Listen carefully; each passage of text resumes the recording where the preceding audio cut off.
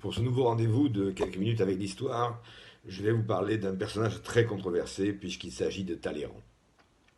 Charles Maurice de Talleyrand-Périgord, personnage clé de la fin du XVIIIe et du début du XIXe siècle, qui me fascine depuis longtemps et sur lequel, il y a bien longtemps, j'ai écrit un petit opuscule.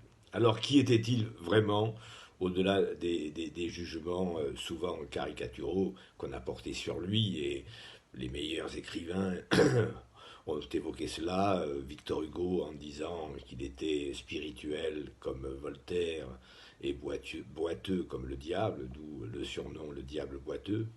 Chateaubriand, qui l'apercevant à la sortie du bureau de Louis XVIII, accompagné de Fouché, dira c'est le vice appuyé sur le bras du crime. Flaubert, qui dans son dictionnaire des idées reçues dira Talleyrand s'indigner contre. Voilà, donc personnage controversé. Alors qui était-il vraiment? D'abord sa personne, un exemple absolu de l'aristocratie de la fin du XVIIIe siècle, cette fin du XVIIIe siècle dont lui-même dira celui qui n'a pas connu cette période n'a pas connu la douceur de vivre. Il était issu d'une très grande famille aristocratique, les Talleyrand-Périgord, qui remontait au premier compagnon du Capet. Il a donc eu une enfance de jeune aristocrate, donc très éloigné des sentiments paternels ou maternels, de l'amour familial.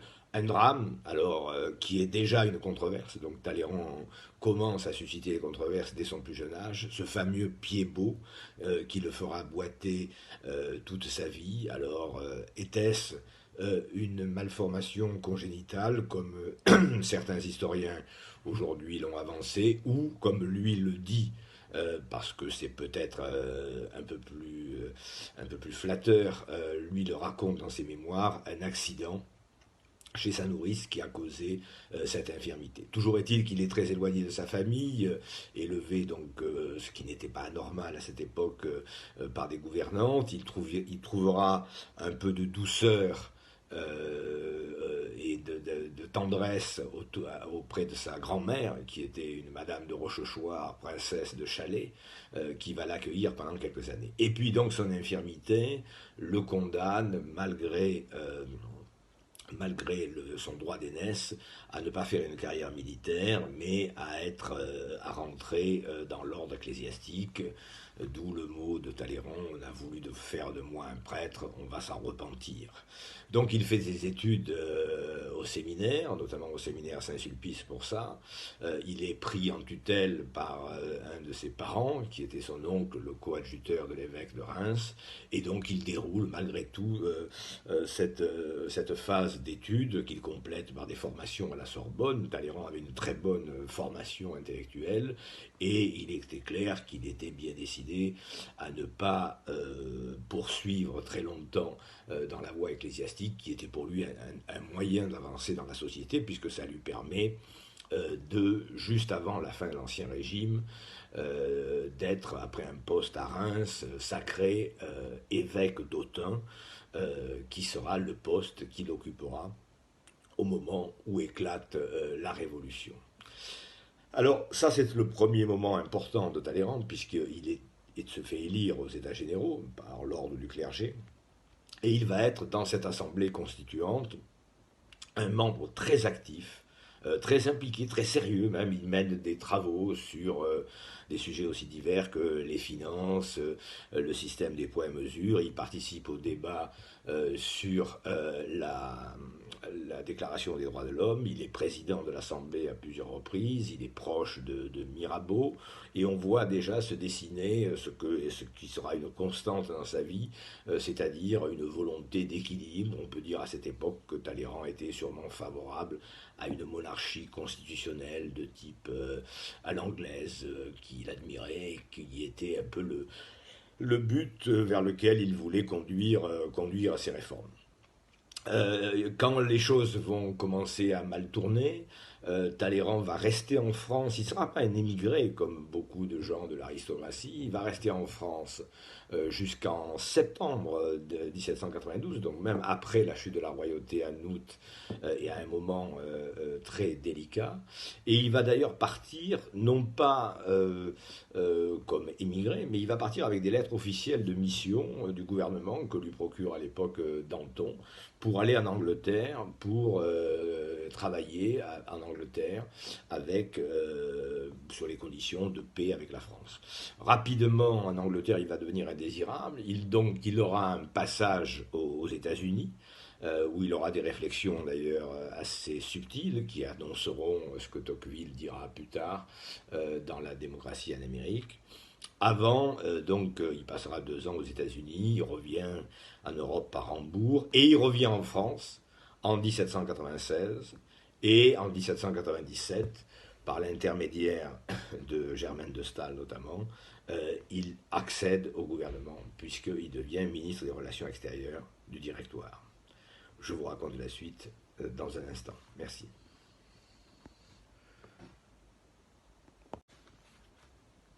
Donc Talleyrand devient ministre des Relations extérieures en 1797 du Directoire grâce au soutien et à la nomination de Barras, qui était un des maîtres et inamovibles directeurs. Rapidement, il va comprendre que ce régime n'ira pas très loin et il va aussi rapidement être mis en complicité avec Bonaparte, auréolé des victoires en Italie.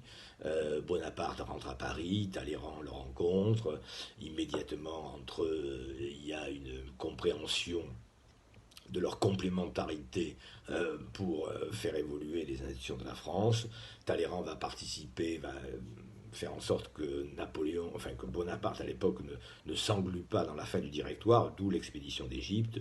Il sera le complice, même s'il est peu actif mais présent, du coup d'État de Brumaire, et donc le voilà ministre du consulat, ministre des Relations extérieures du consulat, et il va être le ministre des Affaires étrangères ou des Relations extérieures de Bonaparte puis de Napoléon de 1799 jusqu'en 1807. Alors c'est là évidemment où il déploie tout l'art qu'il fera école dans la diplomatie. Donc Talleyrand a des idées constantes. D'ailleurs, il se défendra souvent quand on l'accusera de traîtrise ou de servir des régimes successifs, de dire moi je n'ai eu, notamment sur le plan de la diplomatie, que des idées qui étaient toujours très constantes. Son idée, c'était une idée d'équilibre en Europe, de plutôt faire avoir des relations pour la France, des bonnes relations avec l'Autriche sur le continent, qui était à l'époque un point d'équilibre plutôt qu'avec la Prusse et la Russie, des relations cordiales qui seront développées plus tard avec l'Angleterre, avec qui la France, par notamment communauté intellectuelle, en tout cas aux yeux de Talleyrand, c'est un modèle, le modèle anglais est un modèle qui doit inspirer la France. Donc voilà comment il est à l'aise dans cette première partie du consulat, avec notamment la paix d'Amiens en 1802, qui permet justement d'établir cette paix avec l'Angleterre et d'ouvrir une période qui aurait pu être une période un peu plus longue de paix en Europe. Malheureusement, ça va durer que 2-3 ans. Les campagnes, à partir de 1805-1806, après Austerlitz, Talleyrand va déjà diverger avec Napoléon, notamment sur l'humiliation de l'Autriche dans la paix. Et puis après, la rupture, elle intervient en 1807-1808, quand Napoléon essaye d'obtenir un accord avec le tsar Alexandre. C'est à Tilsit, puis à Erfurt. Et là, effectivement, il est clair, il s'en cache à peine que Talleyrand trahit et recommande à Alexandre de ne pas se laisser entraîner dans les projets que lui présente Napoléon. D'où le fait que, incontestablement, il est un élément clé en 1814, quand le Sénat pousse Napoléon à l'abdication, et le retour des Bourbons, qui est pour Talleyrand, effectivement, le seul principe de légitimité qui était adapté à la France à ce moment-là. Donc c'est le retour des Bourbons en 1814. Talleyrand fait sa grande mission, le Congrès de Vienne. Alors là, une œuvre remarquable, puisque la France arrive évidemment affaiblie au Congrès de Vienne, et que grâce à l'entremise de Talleyrand, à son jeu entre la Prusse, l'Autriche, l'Angleterre et la Russie, il obtient que la France garde un certain nombre de ses conquêtes de la Révolution, reste dans le concert des nations, et donc c'est un résultat remarquable et qui est resté un modèle dans les écoles de la diplomatie, même s'il a été évidemment un peu écorné par le fait que lors des 100 jours, le retour de Napoléon n'a pas favorisé l'équilibre en Europe et la vision des Alliés qui ont occupé Paris en 1815. À partir de là, Talleyrand va se retirer, avant de se retirer, va être chef de gouvernement de Louis XVIII, puis effectivement, il va laisser la place. Il sera sous la Restauration, sous Louis XVIII, Charles X, un grand notable, mais pas avec des fonctions officielles. Les fonctions officielles, il les retrouvera sous Louis-Philippe, puisque ça sera lui l'ambassadeur à Londres de 1830 à 1834, et notamment pour la mise en place de la Belgique. Et oui, les Belges doivent leur patrie à Talleyrand. Voilà très vite dit la carrière de cet homme qui a traversé le siècle, qui a traversé cette époque extraordinaire, ce grand théâtre, qui était, comme il le disait lui-même, à la disposition des événements. Évidemment, nous n'avons pas le temps ici, peut-être un jour, de parler de la personne privée, de son fameux art de la conversation, de ses mots d'esprit extraordinaires, de son art de vivre avec son cuisinier Carême. Tout cela est formidable et en fait un des personnages les plus fascinants de l'histoire, dont effectivement on peut juger, puisqu'il a servi exactement tous les régimes, qu'il n'a pas été là d'une fidélité à toute épreuve à ses gouvernements. Je porte malheur au gouvernement qui me néglige, disait-il.